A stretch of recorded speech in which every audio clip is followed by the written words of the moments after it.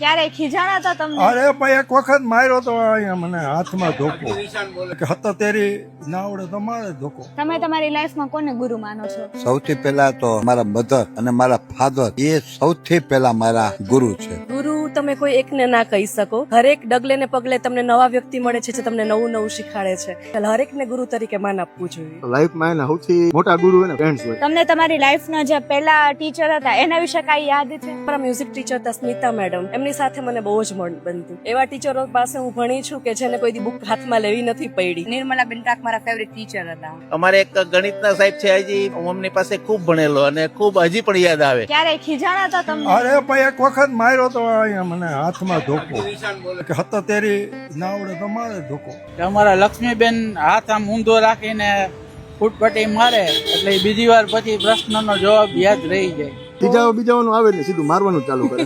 પછી તમારે બીજા કોઈ ટીચર વિશે તમને કાંઈ યાદ હોય, કયો એક્સપિરિયન્સ કે કઈ શેર કરવું હોય તો?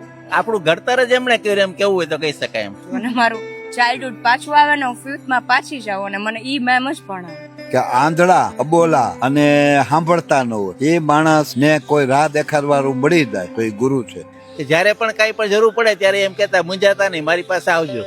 गुरु गोविंद दोनों खड़े काके लागे पाए, बलहारी गुरु आपकी गोविंद दियो बताए.